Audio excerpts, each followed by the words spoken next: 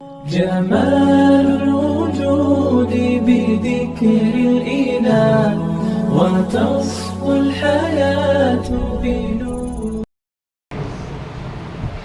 تعمیر مسجد پر مختصر جامع انداز میں بڑی فضیلت بیان فرمائی ہے. اللہ تعالیٰ ہمیں عمل کی توفیق عطا فرمائے. اب اس کے بعد ہم سب کے محدود محترم حضرت مولانا طبلہ مفتی صاحب قبلہ دامت برکاتہ العالیہ کا اہم خطاب ہونے جا رہا ہے. اس سے قبل میں باہر جتنے حضرات کھڑے ہیں باہر کے وضو خانے کے پاس بھی صفیں بچھی ہوئی ہیں، وہاں تشریف رکھیں.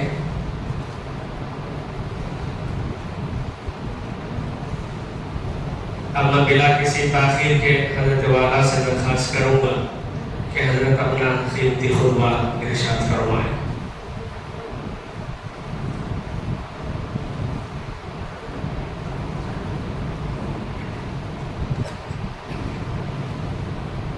بسم اللہ الرحمن الرحیم. الحمدللہ رب العالمین والصلاة والسلام علی حبیب اللہ مصطفیٰ سید المرسلین محمد وآلہ وأصحابہ اجمعین. اما بعد فاعوذ باللہ من الشیطان الرجیم. بسم اللہ الرحمن الرحیم. إن أول بيت وضع للناس للذي ببكة مباركا وهدى للعالمين فيه آيات بينات مقام إبراهيم ومن دخله كان آمنا ولله على الناس حج البيت من استطاع إليه سبيلا ومن كفر فإن الله غني عن العالمين. قابل احترام حضرات علماء کرام، ہمارے اس مسجد کے تعمیر کرنے والے اس وقت جو موجود ہیں، اللہ جو گزر گئے ان کو جزا خیر دے.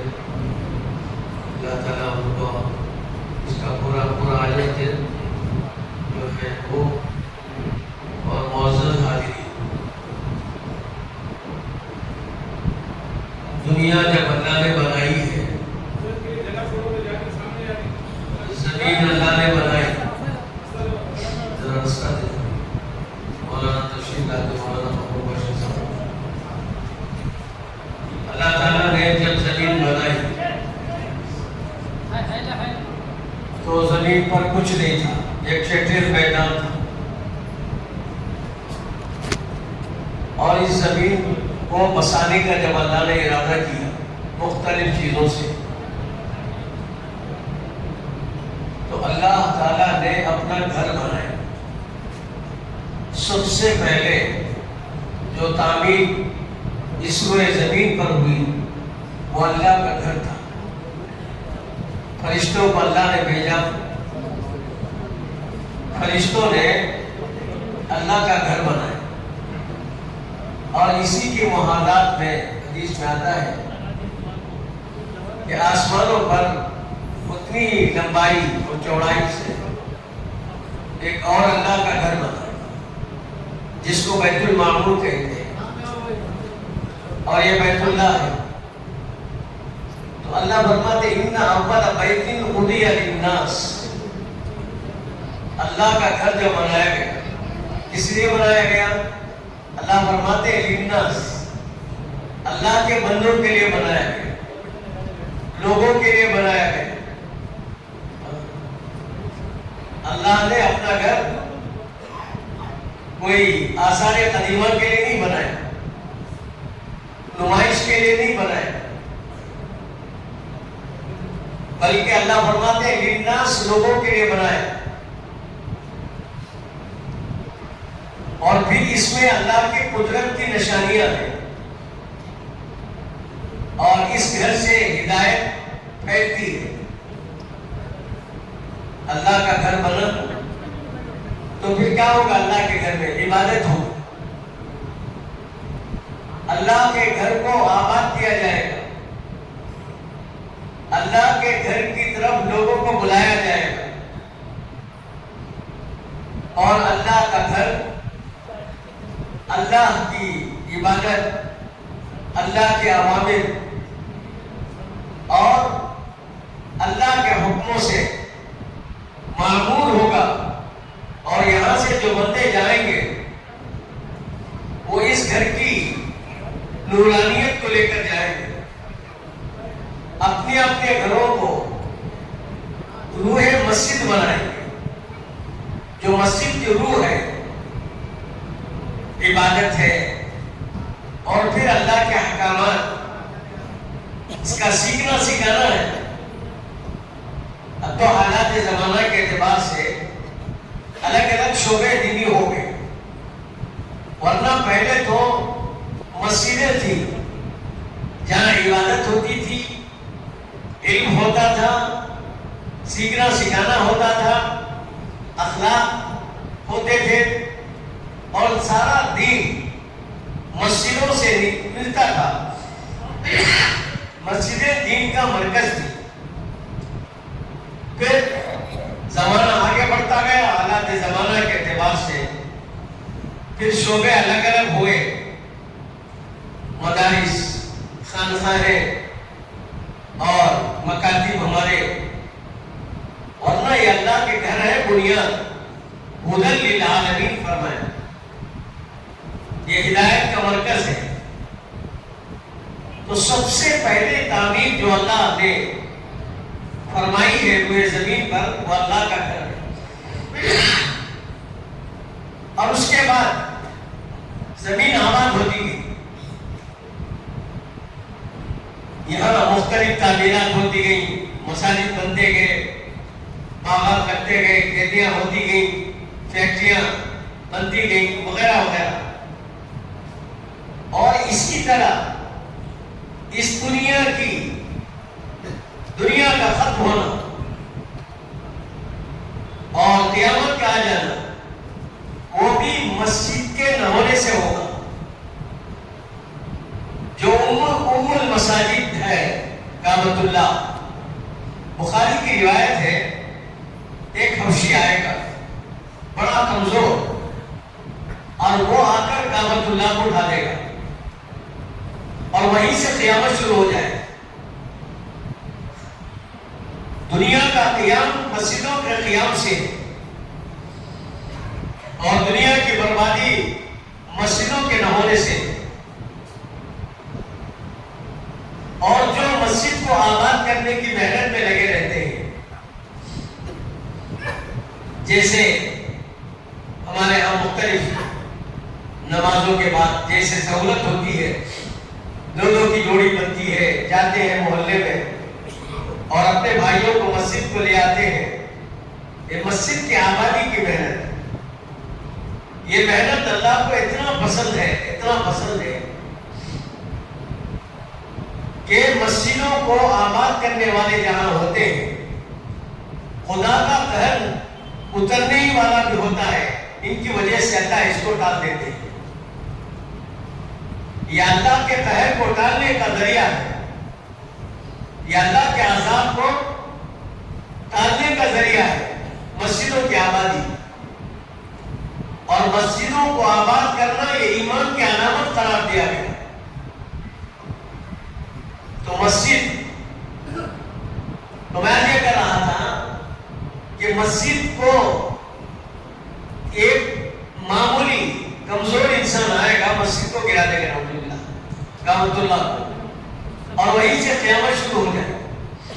اللہ کو مقصود، اور اللہ کو مقصود تھا کہ قیامت لانا، اس لیے اس کے لیے علامت، اس کے لیے ذریعہ بنا کہ مسجد ڈہ جائے۔ لیکن جب اللہ کو اپنی مسجد کی حفاظت مقصود ہے، ابرہہ جیسا بادشاہ ہے، اور اس نے اپنا دبدبہ بتانے کے لیے ہاتھیوں کا لشکر لیا ہے، لیکن اللہ تعالیٰ نے کیسی حفاظت کی؟ ہاتھی کے مقابلے میں پرندہ، حالانکہ اس کے سون میں ایسے پرندے بے شمار آ جائیں، لیکن جس کو اللہ رکھے اس کو کون چکھے؟ جس کو اللہ طاقت دیتا ہے، اللہ تعالیٰ اس سے کام لیتے ہیں۔ ہوا میں طاقت دے دے، بارش کے بوندوں میں طاقت دے دے، اصل تو اللہ ہے، اللہ کا امر اصل ہے۔ دیکھو حضرت اسرافیل علیہ السلام ہاتھ میں سور لے کے کھڑے ہوئے، منتظر ہے اللہ کا حکم کب ملے اور سور میں پھونک پڑو۔ حالانکہ وہ طاقت نہ سور کی ہے نہ اسرافیل کی ہے، وہ طاقت تو اصل اللہ کے امر کی ہے۔ اللہ کا امر ملے بغیر اگر حضرت اسرافیل علیہ السلام ایک نہیں لاکھ سور میں پھونک مارے لیکن پتہ بھی نہیں ہلے گا۔ اللہ کا حکم ملتے ہی جو سور میں پھونک پڑتی ہے تو پھر ساری دنیا میں تہلکہ مچ جاتا ہے۔ یہ کیا ہے؟ یہ میرے رب کے امر کی ہے۔ اللہ بڑے ہیں اور ان کا حکم بڑا ہے۔ یہ نماز اللہ کا امر ہے۔ مسجد میں آ کر جو نماز ہم پڑھتے ہیں یہ نماز اللہ کا امر ہے، اور اللہ کے امر کو اس کے امر کی طرح ہم ادا کریں گے جیسے نبی کریم صلی اللہ علیہ وسلم نے ہمیں سکھایا اور بتایا۔ صلو کما رأیتمونی اصلی، اس طرح نماز پڑھو جس طرح پڑھتے تم نے مجھے دیکھا ہے۔ اطمینان کی نماز، ہر رکن کے اندر اطمینان، ہر رکن کے اندر خدا حاضر اور ناظر ہے، اس کا یقین تکبیر تحریمہ سے لے کر سلام کہنے تک۔ اور اس کے لیے وضو بہتر انداز سے کرنا، کامل کرنا۔ مستقل احادیث میں ایک باب ہے، عنوان قائم کیا محدثین نے، الوضوء علی المکاری، دل کی ناگواری کے باوجود وضو کرنا۔ مثلا سردی کا موسم ہے، ٹھنڈے پانی سے وضو کر رہے ہیں لیکن وضو کو کامل کر رہے ہیں، اور اس سے پہلے استنجا ہے، اور استنجا میں اہتمام کرنا۔ بعض اکابر نے تو ڈھیرے کرنے کا اہتمام کیا۔ امام بخاری رحمۃ اللہ علیہ نے مستقل احجار کا عنوان قائم کرتے ہیں، من استجمع فلیوتر ومن لا فلا حرج۔ استنجا اپنا صحیح رہے، مکمل ہو، وضو مکمل ہو، پھر ہماری نماز مکمل ہو۔ مفتاح الصلاح ہے وضو، اور نماز مفتاح الجنہ ہے۔ اور اللہ کامل نماز جو پڑھتا ہے اس کے حالت سجدہ کو اس سے قریب ہو جاتے ہیں۔ اقرب ما یکون العبد من ربہ وہو ساجد۔ اللہ تعالیٰ جو سب سے زیادہ بندے سے قریب ہوتے ہیں وہ نماز کی حالت میں، سجدے کی حالت میں ہوتے ہیں۔ تو سجدے میں جائے سبحان ربی الاعلی بندہ کہتا ہے تو اللہ تعالیٰ بندے کے قریب ہو جاتے ہیں۔ ایسی نماز میں تو ابتدا سے ہی اللہ تعالیٰ اس کے ہر بول پر کا جواب دیتے جاتے ہیں۔ بندہ کہتا ہے الحمدللہ رب العالمین، اللہ فرماتے ہیں حمدنی عبدی، پھر کہتا ہے الرحمن الرحیم، اور اللہ فرماتے ہیں اثنی علی عبدی، اور بندہ کہتا ہے مالک یوم الدین، اللہ جواب دیتے ہیں مجدنی عبدی۔ تو کیا خوش نصیب ہے وہ بندہ جو نماز میں پڑھ رہا ہو اور اللہ اس کا جواب دے رہا ہو۔ رب العالمین ہے وہ، شہنشاہ ہے وہ، کوئی معمولی بڑا آدمی دنیا کے اعتبار سے ہم کو یاد کر لیتا ہے، خوشی میں پھولے نہیں سماتے۔ رب العالمین ہے، سارے انبیاء کا، سارے صحابہ کا، سارے اقطاب اور اولیاء کا، اور سارے مخلوقات کا رب ہے۔ اس کے حکم سے مخلوق قائم ہے، آسمان اور زمین قائم ہے۔ وہ اللہ نمازی کو اس کی نماز کی حالت میں وہ کہتا ہے الحمدللہ رب العالمین، وہ کہتا ہے حمدنی عبدی۔ ہمیں تو مجھے نہیں آتا نا کانوں کو، میرے کان، میں گنہگار ہوں، میرے کان گنہگار ہیں، لیکن میرے نبی سچے، میرے آقا کا قول سچا ہے، اور آپ نے جو فرمایا وہ سچ، آپ نے جو ارشاد فرمایا وہ سچ۔ تو حضور صلی اللہ علیہ وسلم نے فرمایا ہے کہ بندہ جب یوں کہتا ہے تو اللہ یوں جواب دیتے ہیں، تو نماز کے حالت میں تو اس کے قریب ہی ہو جاتے ہیں۔ میں اس پر عرض کر رہا تھا، اللہ کے گھر اللہ کو اتنے محبوب ہے، اس کے گھر کو آباد کرنے کی جو محنت میں لگتا ہے، اللہ اس کی جان کی، اللہ اس کے مال کی، اللہ اس کی عزت کی، اللہ اس کے آبرو کی حفاظت کرتے ہیں۔ اللہ کا عذاب بندوں کی بدعمالیوں پر اترنے ہی والا ہوتا ہے، جہاں مسجدوں کو آباد کرنے والے ہوتے ہیں، ان کی وجہ سے وہ اترنے والا عذاب کر جاتا ہے۔ الحمدللہ اس مسجد کی تعمیر ہوئی ہے، اللہ تعمیر کرنے والوں کو بہترین اس کا صلہ عطا فرمائے۔ تعمیر مسجد کیوں ہوتی ہے؟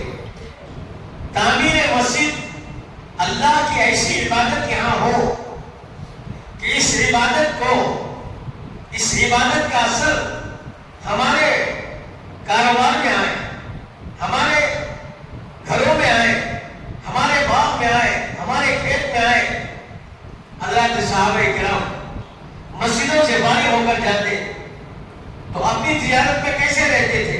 لا تلہیہم تجارۃ ولا بیع عن ذکر اللہ۔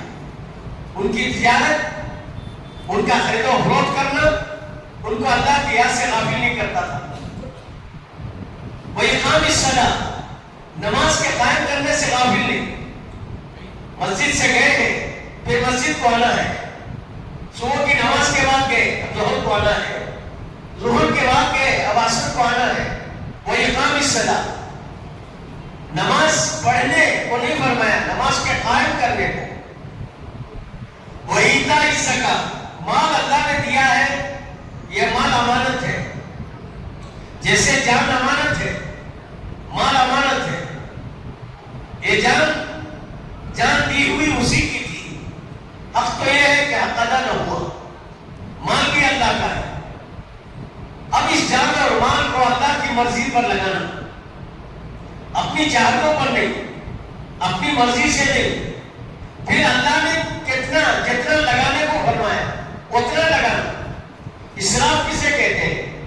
اللہ جتنا لگانے کو کہے اس سے زیادہ لگانا، اس کا نام اسراف ہے۔ اور اللہ جہاں لگانے کو نہ کہے، اس جگہ پر مال نہیں لگانا، اس جگہ پر مال لگانا، اس کا نام ہے تبذیر۔ اسراف کے بارے میں اللہ نے قرآن میں فرمایا، واللہ لا يحب المسرفین، اللہ اسراف کرنے والوں کو پسند نہیں کرتے۔ تبذیر کے بارے میں تو سخت وعید قرار دی گئی، ان المبذرین کانوا اخوان الشیاطین۔ تبذیر، جہاں اللہ نے منع کیا وہاں مال خرچ کرنا، یہ تو شیطان کے بھائی ہوتے ہیں۔ کیوں؟ اس لیے کہ مال اللہ کی امانت ہے۔ یہی دھوکہ کھایا تھا قارون۔ حضرت موسیٰ علیہ السلام نے اس کو لاکھ سمجھایا، دیکھ مال تیرا نہیں ہے، اللہ نے تجھے دیا ہے۔ اس نے کہا کہ مال یہ تو میں نے اپنے فہم سے کمایا، اپنے قوت بازو سے کمایا، یہ میں نے کمایا، یہ میرا مال ہے۔ جب اس نے حضرت موسیٰ علیہ السلام کی ترتیب پر خرچ نہیں کیا تو پھر کیا ہوا؟ اللہ نے اس کو دھسا دیا۔ بعض روایت میں آتا ہے مال اس کے سر پر ہے اور یوں ہی دھستا جا رہا ہے۔ اللہ حفاظت فرمائے۔ تو جان اللہ کی امانت ہے، یہ امانت ہمیشہ ہمیں یاد رہے، اس کے لیے اللہ نے روزانہ 5 وقت ایک نماز ہمیں عطا فرمائی فرض کے اعتبار سے، اور پھر بڑھیا بنا نماز کو۔ بڑھیا نماز کون سی ہے؟ جو فرض نماز مسجد کو آ کر ادا کی جاتی ہے۔ اس کا جواب حضرات جانتے ہیں، تعلیم میں سنتے رہتے ہیں، اور حدیث میں آتا ہے لا صلاۃ لجار المسجد الا بالمسجد۔ مسجد کے پڑوسی کی نماز مسجد کے علاوہ کہیں نہیں ہوتی، فرض نماز بعض علماء کے نزدیک تو ہوتی ہی نہیں۔ امام ابو حنیفہ رحمۃ اللہ علیہ نے تو اس کو کمال پر موقوف کیا ہے، بہرحال مسجد میں جو نماز ادا کی جائے گی وہ کامل نماز ہوگی۔ اور پھر جو قدم مسجد کے لیے آگے بڑھتے ہیں، دیکھیے مسجد بنی تو کتنا اجر، ایک ایمان والے کے لیے اجر لوٹنے کا کتنا موقع ملا۔ گھر سے وضو کر کے مسجد کو چلنا ایسا ہے جیسے احرام باندھ کر کعبۃ اللہ کو چلنا، اور جو قدم اٹھتے ہیں اس پر اللہ نیکی لکھتے جاتے ہیں۔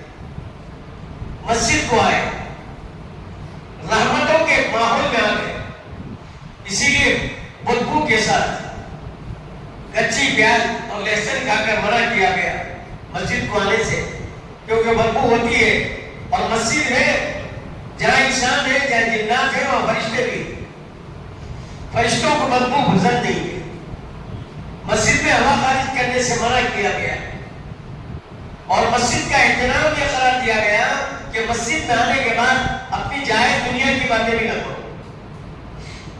یہ مسجد اللہ کا گھر ہے، یہاں عبادت کے لیے آئے ہیں، اور پھر مسجد کو آنا ہے بڑے احترام کے ساتھ آنا ہے۔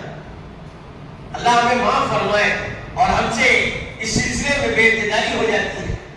احترام کے ساتھ ڈرتے آئیں، سیدھا پیر رکھیں مسجد میں، اور اللہ سے مانگے اللہم افتح لی ابواب رحمت، رحمت کی جگہ ہے، یہاں سے رحمت نہ ملے تو کہاں ملے؟ مسجد میں آؤ تو اعتکاف کی نیت کرو، بسم اللہ دخلت علیہ توکلت ونویت سنت الاعتکاف، یہ زبان سے بول لینا بھی بہتر ہے، ایک نیت توڑ دل کے عمل کو کہتے ہیں۔ حضرت سفیان بڑے محدث گزرے ہیں، ان کو سفیان ثوری کہتے ہیں۔ حضرت سفیان رحمۃ اللہ علیہ مسجد میں داخل ہو رہے تھے، بجائے سیدھا پیر رکھنے کے انہوں نے بایاں پیر رکھ دیا، غیب سے آواز آئی یا قوم، اے بھائی، اللہ والے تو ہوتے ہیں نا، کوئی خلاف چیز آتی ہے تو اپنے پر چشمہ کرتے ہیں۔ سید حضرت حکیم الاسلام قاری طیب صاحب رحمۃ اللہ علیہ نے فرمایا، اصلاح کے لیے جہاں شیخ ہے، کتاب ہے، وغیرہ ہے، وہاں دشمن بھی ایک سبب بنتا ہے۔ ایک بزرگ نکلے گھر سے، کسی نے آواز سے کہا یا مکہ، بزرگ نے کہا تم نے میرا نام صحیح سمجھا، میں اللہ کے احکام میں کتنی مکاری کرتا ہوں۔ ایک عورت نے پوچھا حضرت تم بہتر ہو، وہ بڑے میاں تم بہتر ہو یا میرے گھر کا کتا بہتر؟ حضرت نے فرمایا کہ میں اب نہیں بتا سکتا، موت پر بتاؤں گا، اگر میرا خاتمہ ایمان پر ہو گیا میں تمہارے گھر کے کتے سے بہتر ہوں، اگر میرا خاتمہ ایمان پر نہیں ہوا تو تمہارے گھر کا کتا مجھ سے بہتر ہے۔ ہم سب کے بزرگ حکیم الامت حضرت مولانا اشرف علی تھانوی رحمۃ اللہ علیہ فرماتے ہیں، فی الحال میں ایک ادنا مسلمان سے بھی اپنے کو اچھا نہیں سمجھتا، فی المعاد ایک کافر فرنگی سے بھی میں اپنے کو اچھا نہیں سمجھتا، یعنی آخر کے اعتبار سے خدا نہ خواستہ اگر خاتمہ بالخیر نہیں ہوا، اللہ ہم سب کا خاتمہ ایمان پر، کامل ایمان پر کرنا ہے، تو پھر میرے دوستوں زندگی کی ساری محنت حقارت نہیں۔ اس لیے اللہ نے بہت تاکید کے ساتھ فرمایا وَلَا تَمُوتُنَّ إِلَّا وَأَنْتُمْ مُسْلِمُونَ، خبردار خبردار تمہاری موت ہرگز ہرگز نہ آئے مگر تم ایمان کے ساتھ جاؤ، اسلام کے ساتھ جاؤ۔ اس لیے میرے دوستوں ڈرتے رہنا ہے، ڈرتے رہنا، جو سمجھ کر چلتا ہے، ڈرتا چلتا ہے اور فکر لیتا چلتا ہے وہ صحیح راستہ چلتا ہے، اور جو بے فکرہ ہو کر نکلتا ہے تو میرے دوستوں کبھی راستے سے بھٹک جاتا ہے۔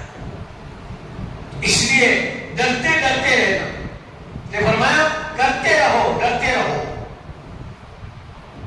جماعت دبئی گئی تھی، ہم نے حضرت جی مولانا انعام الحسن صاحب رحمۃ اللہ علیہ بحالات لکھے، حضرت رحمۃ اللہ علیہ نے جواب میں خط لکھوایا، حضرت مولانا عمر صاحب رحمۃ اللہ علیہ نے لکھا، اور اس میں ایک جملہ آج تک یاد رہ گیا۔ حضرت نے لکھا کرتے رہو ڈرتے رہو، کرنا بھی ہے ڈرنا بھی ہے، کہ معلوم نہیں یہ عمل میرا اللہ کے پاس قبول ہوا کہ نہیں ہوا۔ اسی لیے نماز کے آخر میں حضرت نبی کریم صلی اللہ علیہ وسلم کو صدیق حضرت نبی پاک صلی اللہ علیہ وسلم نے صدیق اکبر پہ دعا سکھائی۔ حالانکہ سارے علماء کے اتفاق اس بات پر ہے کہ انبیاء علیہ السلام کے بعد ایمان والوں نے سب سے اونچا درجہ حضرت ابوبکر صدیق رضی اللہ تعالیٰ عنہ ہے۔ حضور صلی اللہ علیہ وسلم نے دعا سکھائی، اے ابوبکر سلام پھیرنے سے پہلے اپنی نماز میں دعا کرو، اللہم انی ظلمت نفسی ظلما کثیرا، اے اللہ میں نے اپنے نفس پر ظلم کیا ہے، بہت کیا ہے، ظلم ہی نہیں بہت کیا ہے، ظلما کثیرا فاغفر لی مغفرۃ من عندک وارحمنی انک انت الغفور الرحیم، تو میری مغفرت فرما۔ صدیق نے نماز پڑھی ہے کہ کوئی اور گناہ کا کام کیا ہے، اور نماز میں صدیق اکبر کو سکھایا جا رہا ہے استغفار۔ میرے دوست اور بزرگوں، استغفار کرنے والا اللہ کا بہت پسندیدہ بندہ ہے۔ تو بہرحال اللہ رب العزت نے یہ مسجد عطا فرمائی۔ حضرت سفیان مصباح عرض کر رہا تھا، حضرت سفیان ثوری مسجد میں داخل ہو رہے تھے، بایاں پیر مسجد میں رکھا، غیب سے آواز آئی، یا خو اے بھائی فوراً رک گئے، میں نے جانوروں جیسا کام کیا کیا، اپنے بھی جذبہ کیا، یہ نہیں کوئی ہوگا بھائی، میں تو محدث ہوں، میں تو اللہ والا ہوں، ٹٹولا۔ جب آدمی ٹٹولتا ہے اپنا فکر کھاتا ہے تو اللہ راستے سے ہو جاتے ہیں۔ تو دیکھا بجائے سیدھا پیر رکھنے کے انہوں نے بایاں پیر رکھا تھا، وہی سجدے میں گر گئے۔ تیرا احسان ہے میرے مالک، کل قیامت کے پکڑ سے تو نے دنیا ہی میں میری حفاظت کر دی۔ تو پھر انہوں نے اپنے نام کے ساتھ سوری کا لقب رکھ لیا کہ میرے اللہ نے میری اصلاح کی ہے، راست میری اصلاح کی ہے، کیونکہ اللہ والے تھے، وہ محدث وقت تھے، وہ اللہ تعالیٰ نے دنیا ہی میں ان کو چوکنا کر دیا۔ ایک ہے چوکنا ہونے کا وقت دنیا کا ہے، دوسرا وقت چوکنا ہونے کا قبر کا ہے، یہ اس سے زیادہ سخت ہے، تیسرا وقت چوکنا ہونے کا جہنم کا ہے، اللہ حفاظت فرمائے۔ ایمان والا آخری درجے میں جہنم میں جائے گا، اور اس کا جو ایمان ہے رتیب ایک نہ ایک دن جہنم سے نکالے گا، لیکن اللہ ہم سب کو دنیا ہی میں چوکنا کر دے۔ تو میرے دوست اور بزرگوں، یہ مسجدیں، مسجد میں آنا عبادت ہے، مسجد میں بیٹھنا عبادت ہے، انتظار صلاۃ پر اللہ نے صلاۃ کا اجر دیا ہے۔ حضور صلی اللہ علیہ وسلم نے فرمایا جو نماز کے انتظار میں بیٹھیں گے اللہ تعالیٰ ان کو نماز کا اجر دے گا، اور پھر نماز پڑھ رہے تکبیر تحریمہ کے ساتھ، التکبیرۃ الاولی خیر من الدنیا وما فیہا، نماز مسجد میں آئے اور تکبیر تحریمہ کے ساتھ نماز پڑھی، اور ہماری نماز فرشتوں کی نماز کے ساتھ مل گئی۔ اس لیے ایک طرف سلام پھیرو سیدھی جانب، تو جہاں سیدھی جانب ہمارے دو صحابہ نے ان کا ارادہ کیا تو ساتھ کہتے فرشتوں کی بھی نیت کرو اور آگے جنت کی بھی نیت کرو، السلام علیکم ورحمۃ اللہ، اور ادھر ان کی نیت کے ساتھ السلام علیکم ورحمۃ اللہ۔ تو مسجد میرے دوستوں سلام اور رحمت کی جگہ ہے۔ اب ایسی مسجدوں سے جو بازار میں جاتے ہیں، مسجد کی کیفیت لے کر جاتے ہیں، مسجد میں دین کی باتیں ہوتی ہیں، اب تو مختصر سے بات ہونے لگی، مسجد وار جماعت اپنا کام کرتی ہے، اور الحمدللہ جماعتیں آتی ہیں، تعلیم کے حلقے رکھتے ہیں، اور یہاں سے جب اپنے بازار جاتے ہیں تو صحابہ کرام کا حال یہ تھا کہ اس زمانے میں تو مسجد ہی ساری چیزوں کی جگہ تھی، جب بازار جاتے تھے لا تلہیہم تجارۃ ولا بیع عن ذکر اللہ، اللہ کی یاد سے غافل نہیں کرتے تھے ان کے بازار کے ماحول، ان کا لین دین، وإقام الصلاۃ اور نماز کے قائم کرنے سے، وإیتاء الزکاۃ زکات کے ادا کرنے سے۔ میں نے کہا نا کہ جان بھی اللہ کی امانت ہے، مال بھی اللہ کی امانت ہے. جان اللہ کی امانت, اس کا استحضار ہے, اس کے لیے اللہ نے نماز دی ہے. مال اللہ کی امانت ہے, اس کا استحضار ہے. حالانکہ خون پسینہ ایک کر کے کتنے لوگ محنت کر کے مال کماتے ہیں. زکات نصاب پر پہنچ گیا مال تو زکات تو اس نفلی صدقات تو نہیں. وفی اموالہم حق للسائل والمحروم, تاکہ یہ مستحضر ہے. جان اور مال اللہ کی امانت ہے. اور پھر اس کے بعد یہ اللہ تعالیٰ جو صحت دیے ہیں, یہ جان, اس کا استعمال ہے. اس کے لیے اللہ تعالیٰ نے رمضان کے روزے رکھے. ہمیشہ جب ہمارا ارادہ ہوا ہم نے کھا لیا, لیکن رمضان کے روزے آئے تو اس پر کنٹرول لگایا گیا. حتیٰ یتبین لکم الخیط الابیض من الخیط الاسود من الفجر, صبح صادق سے غروب آفتاب تک. اس کا مقصد یہ بتائے گا لعلکم تتقون. روزے کا مقصد کیا ہے؟ روزے کا حق ادا کریں گے, جو اس کا مقتضا ہے اس کو سامنے رکھیں گے, اللہ تعالیٰ تم میں تقویٰ پیدا کرے گا. اور پھر اللہ نے حج دیا دوبارہ, تاکہ جان اور مال یہ اللہ کی امانت یہ ہمارے دل میں راسخ ہو جائے. یہ ہم نے حاصل نہیں کیا. ظاہر معلوم بتاتا ہے کہ مال ہم نے کمایا اور جان ہماری ہے, نہ جان ہماری ہے نہ مال ہمارا ہے, بلکہ یہ اللہ کی دین ہے. اس کا استعداد ہے. اس کے لیے جس کو استطاعت ہو آگے بڑھ کر, وہ من استطاع الیہ سبیلا, اس کے لیے اللہ نے حج دیا. حاجی جو ہے احرام کے ساتھ اس کا حج شروع ہوتا ہے. احرام کہتے ہیں نیت کر کے تلبیہ پڑھنا اور اللہ کو حاضر اور ناظر جاننا, اور سب کچھ اللہ ہی کرنے والے ہیں, سب کچھ اللہ ہی کا ہے, اس کا اقرار کرنا, اس کو کہتے ہیں تلبیہ. لبیک اللہم لبیک. لبیک کے معنی کیا؟ اے اللہ آپ نے بلایا ہے میں حاضر ہوں. ہمارے مدارس میں ہم حاضری لیتے ہیں. عبد الرحمن اٹھتے ہیں کہتے ہیں لبیک. کیا معنی؟ حضرت آپ نے بلایا ہے میں حاضر ہوں. یہ لبیک اللہ نے, کس نے بلایا ہے حاجی کو؟ اللہ نے بلایا ہے. پھر کہتا ہے اللہم لبیک, اے اللہ میں حاضر ہوں. پھر تیسری مرتبہ کہتا ہے لبیک لا شریک لک لبیک, تیرا کوئی شریک نہیں, تیرے ہی پاس حاضر ہوں, تو وحدہ لا شریک ہے. ان الحمد والنعمت لک والملک, ساری تعریف تیری ہی ہے, تعریف کے لائق تو ہی ہے, ساری نعمتیں تیری ہے. آنکھ ہو, زبان ہو, کان ہو, دماغ ہو, ہاتھ و پیر ہو, اور پھر ہوا ہے, پانی, بہت نعمتیں, انگنت نعمتیں. ان تعدوا نعمت اللہ لا تحصوها.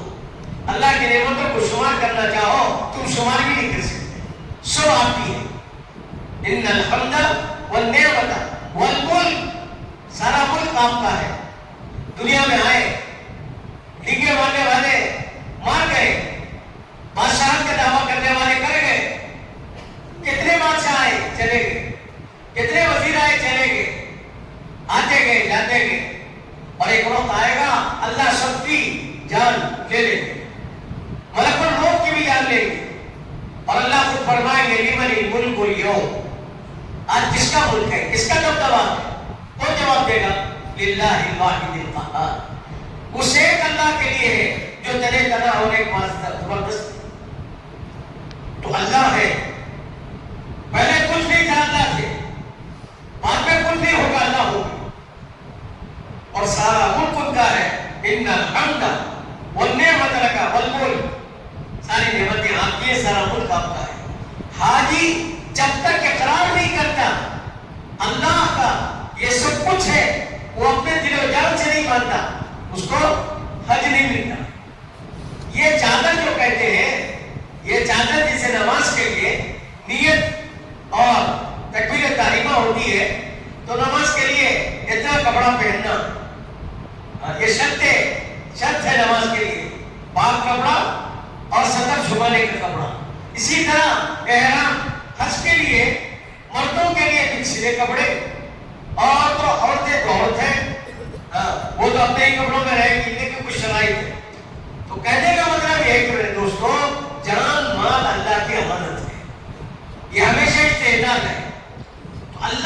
مسجد دی ہے یا نماز ادا ہوگی اور نماز اپنی حقیقت کے ساتھ ادا ہو تو پھر ہمیشہ اس کا استحصال ہوگا. اب جب گھروں کو لوٹیں گے تو اپنے گھروں کو مسجد والی کیفیت میں لائیں گے. صحابہ گھروں میں جاتے تو ان کا ایمان ان کو جھنجھوڑتا تھا. گھبرا کے نکلتے تھے کہ ایمان میں کمی ہو گئی, کیفیت کے ایمان میں کمی ہو گئی. حضرت حنظلہ نکلے, صدیق اکبر ملے, کہا کیا صحابی رسول, کہا حضور کی مجلس کا ایمان اس کیفیت میں اب میں تبدیلی پا رہا ہوں. صدیق اکبر بھی ڈر گئے. جب تک حضور صلی اللہ علیہ وسلم سے تسلی کا جواب نہیں ملا, اطمینان نہیں ملا. صحابہ کے بعد وَإِقَامِ الصَّلَاةِ وَإِيتَاءِ الزَّكَاةِ يَخَافُونَ يَوْمًا تَتَقَلَّبُ فِيهِ الْقُلُوبُ وَالْأَبْصَارُ. وہ ڈرتے رہتے ہیں اس دن کے بارے میں جس دن آنکھیں پلٹ جائیں گی, دل الٹ جائے گی. وہ ملتا تھا, ان کو مسجدوں میں ملتا تھا. حضرت عبداللہ بن رواحہ گھر میں گئے, بیوی کے پہلو میں بیٹھے, رونا شروع کر دیا. ان کے رونے پر ان کی بیوی بھی رونے لگی. جب رونوں کا افاقہ ہوا, ان نے پوچھا کیا ہو گیا, کہا کچھ نہیں ہوا. پھر کہا قرآن پاک کی آیت یاد آ گئی. اللہ قرآن پاک میں فرماتے ہیں وَإِن مِّنكُمْ إِلَّا وَارِدُهَا كَانَ عَلَىٰ رَبِّكَ حَتْمًا مَقْضِيًّا. تم میں سے ہر ایک کو پرصراط پر سے گزرنا ہے, گزرنا ہی گزرنا ہے. یہ اللہ کا حتمی فیصلہ ہے. یہ آیت یاد آ گئی. دیکھو جن کو بیوی کی پہلو میں پرصراط یاد آ رہی ہو تو بتاؤ میرے دوستوں کو کہاں یاد نہیں آئے. یہ کیفیت ملی تھی ان کو مسجد میں. نبی کریم صلی اللہ علیہ وسلم کی صحبت میں مسجدیں ایمان کے بننے کی جگہ, مسجدیں اللہ سے اپنے تعلق کے جوڑنے کی جگہ, مسجدیں آخرت کے فکر میں اضافے کی جگہ. خدا نہ خواستہ اللہ خدا نہ خواستہ اگر مسجدوں میں بھی آ کر ہماری دنیا کے خیالات نہ نکلے تو پھر میرے دوستوں مسجد کا احترام اور مسجد کا ہم نے کیا حق ادا کیا. اور جو مسجدوں کو حق ادا کرتے ہیں وہ اللہ کے پڑوسی قرار دیے گئے. جو مسجدوں کو آباد کرتے ہیں ان کو اللہ کے پڑوسی کے نام سے پکارا گیا. تو اس لیے میرے دوستوں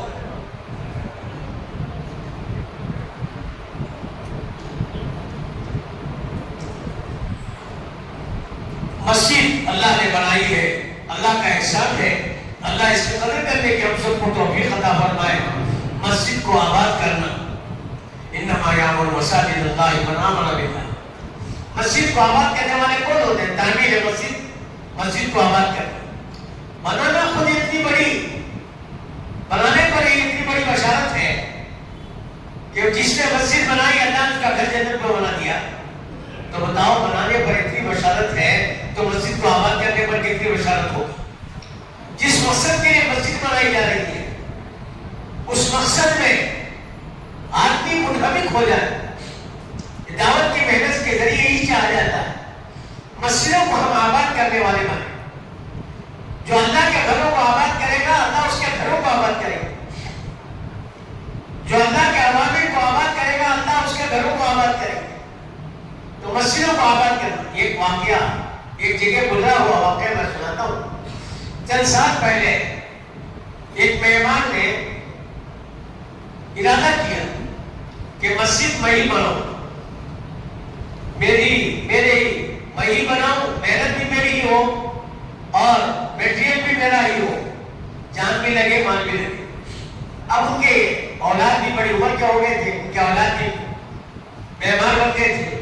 سب کچھ جمع کیا اور میٹیریل منگایا اور خود مسجد کی تعمیر کی. تعمیر مسجد ہو گئی. تھوڑا سا کام اوپر کا باقی تھا. تعمیر کا کام ہو رہا تھا, رات کا وقت تھا, صبح میں مسجد شروع ہو رہی تھی. تعمیر ہاتھ سے پھسل کر نیچے گر گئی. ایک شخص جا رہا تھا مسجد کے پڑوس سے گزر رہا تھا, بہت ضروری کام سے جا رہا تھا. اس نے دیکھا تعمیر ہے. ارے ایسے وقت پر تعمیر, سر اٹھا کر دیکھا تو مسجد کی تعمیر نہیں ہے. تو اس نے سمجھا اس مسجد کی کوئی کام ہو رہا ہوگا, اس نے تعمیر کی ہے. تعمیر لے کر وہ مسجد میں گئے. مسجد میں کوئی نہیں ملے تو سیڑھیوں پر چڑھ کر اوپر گئے. تو وہاں ڈھونڈ رہے تھے اس تعمیر کو. تو اس نے کہا بھائی یہ تعمیر آج بھر یہی ہے. یہی اسی کی تلاش میں تھے. اتنی دیر میں وہ ضروری کام سے جو جا رہا تھا اس کے کام میں فرق بھی پڑ گیا, لیکن اسے اطمینان تھا کہ چلو اللہ کے گھر کا کچھ نہ کچھ کام میرے سے ہو گیا. مسجد شروع ہو گئی. مسجد کے بنانے والے نے چند دن کے بعد دیکھا کہ وہ جنت میں ہے, فرشتے اس کے ساتھ ہیں, وہ ایک بہترین محل میں جو موتیوں سے بنا ہوا ہے, مشکامبر اور زعفران کا گارا اور مٹی ہے. بہت خوش. فرشتوں نے پوچھا کس کا ہے یہ, ایسا مکان دیکھا تک نہیں. فرشتوں نے کہا یہ مکان تمہارا ہے, تم نے اللہ کا گھر بنایا نا, اللہ نے تمہارا گھر بنایا. ہم بنائیں گے اللہ کا گھر, زیادہ سے زیادہ سنگ مرمر سے بنائیں گے, اور آگے کیا بنائیں گے, اللہ ہمارا گھر بنائے گا موتیوں سے, اور وہ بھی جنت کی موتیاں, سونے چاندی کے ہی جنت کے. اللہ اکبر اللہ اکبر. اللہ ہر ایک کو توفیق دے اور مسجدوں کو آباد کرنے کی توفیق دے. تم نے جنت دنیا میں اللہ کا گھر بنایا, اللہ نے تمہارا گھر بنایا. اب نکلا وہاں سے, فرشتے ساتھ تھے, جنت کی سیر کر رہا ہے. دیکھا ایک مکان ایسا ہی دور سے نظر آیا. اس نے فرشتوں سے پوچھا وہ مکان کس کا ہے؟ وہ مکان اس دن کافی جو اٹھا کر لیا تھا نا اس کا مکان. اللہ نقطہ نواز ہے, جو کچھ بھی کرے گا بہانوں پر مولا دیتے ہیں. رحمت حق بہانہ بھی جو ہے, بہا نبی جو ہے, اللہ کی رحمت بہانہ ڈھونڈتی ہے. ہاں کوئی بلا لے, کوئی کسی کے لیے ذریعہ بن جائے. الدال علی الخیر کفاعلی, خیر کی طرف رہنمائی کرنے والے کو اللہ خیر کیا کام کا اجر عطا فرما دے. بہرحال میرے دوستو, مسجد بنی ہے الحمدللہ. مسجد بہت دل کھول کر بنائی ہے, ایسے ہی بنانا چاہیے. اپنے گھر ہم کیسے بناتے ہیں, اپنے گھر کا باتھ روم تک ہم کیسے بناتے ہیں.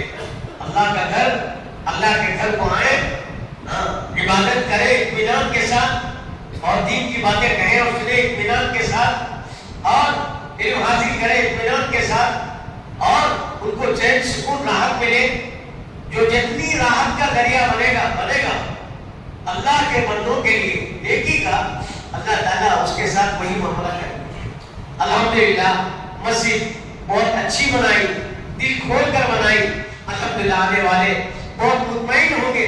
لیکن دوستوں بزرگوں, یہاں مسجد کو آنا مسجد والے اعمال کو آباد کرنے کے لیے. مسجد والے اعمال سے مسجد آباد ہو جائے.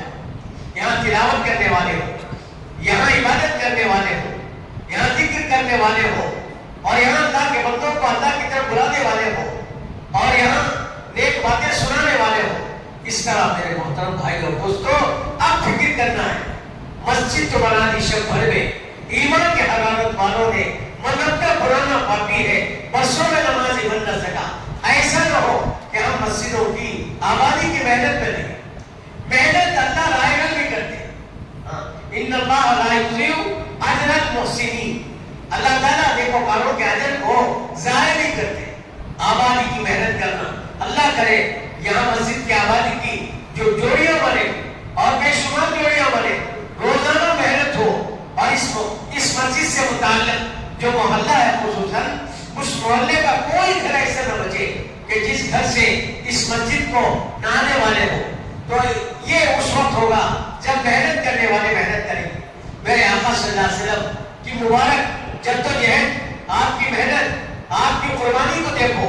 حضور صلی اللہ علیہ وسلم تشریف لائے تھے تو کیا حال تھا, عرب کا حال کیا تھا. عرب کا حال کتنے سخت دل ہو گئے تھے, کتنے سخت دل ہو گئے تھے, کتنے پتھر دل ہو گئے تھے. اللہ اکبر اللہ اکبر.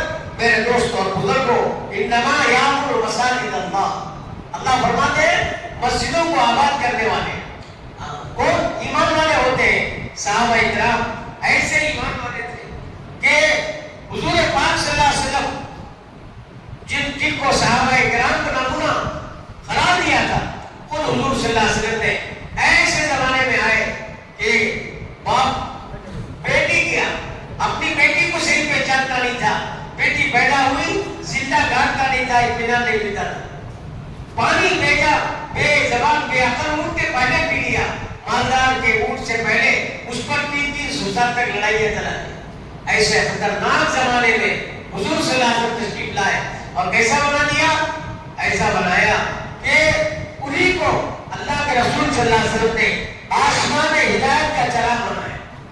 کتنی محنت ہوئی ہوگی.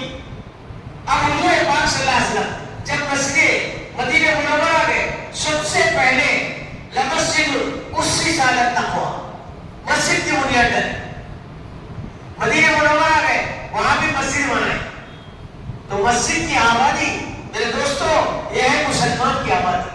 الحمدللہ مسجد بنی. اب مسجد کو مسجد والے اعمال سے آباد کرنا, اس کے لیے جوڑیاں بنانا اور خوب اپنے محلے میں جانا اور لوگوں کو لیا. اب اس کے لیے میرے محترم بھائیوں یہ فکر اپنے اندر آئے. اس لیے کہ آدمی میں شوق ہوگا, وہ فکر پیدا ہوگی تو پھر آدمی کو کرنے کے اندر ہمت آئے, خوشی ہوگی.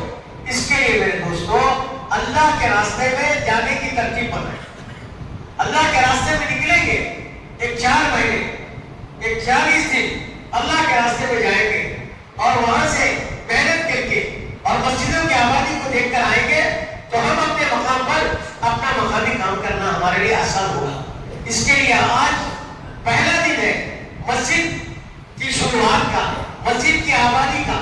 اس کے لیے اب ہمت کر کے بتاؤ کہ مسجدوں کو آباد کرنے کی محنت سیکھنے کے لیے اللہ کے راستے میں ہم چلیں گے اور جو ذمہ داری ہماری ہے اور ذمہ داری کو اڑیں گے. اس کے لیے 4 مہینے 40 دن کے لیے ہم تیار ہیں. اب ہمت کر کے بتائیں کون کون تیار ہے؟ جو اب دکھائیں گے نا آخر تک جو نام آتے رہیں گے سب کا اجر آپ کو ملے گا. من سنّ سنۃ حسنۃ فلہ اجرھا واجر من عمل بہا. دیکھو دکھائی اچھا تھا کہ پورا مجمع دکھا دیتا. پہلا دن ہے مسجد کی کہ شروعات کا یہ مجمع جمع ہوا ہے. اب مسجد بنی ہے اسی کے لیے. اب ہمت کر کے بول بتاؤ اور بولو بھائی اور بولو جب لکھو بستا پہ اور بتاؤ سبحان اللہ. اللہ قبول کرے, اللہ قبول کرے. اور بولو بولو بتاؤ بھائی بولو بھائی سب بولو اور بتاؤ. کھڑو انشاءاللہ بولنے والے بھی کھڑو اور دوسرے آدمی بھی بتاؤ بھائی. اٹھائی اٹھو مولا علی کریں محبوب اور بتاؤ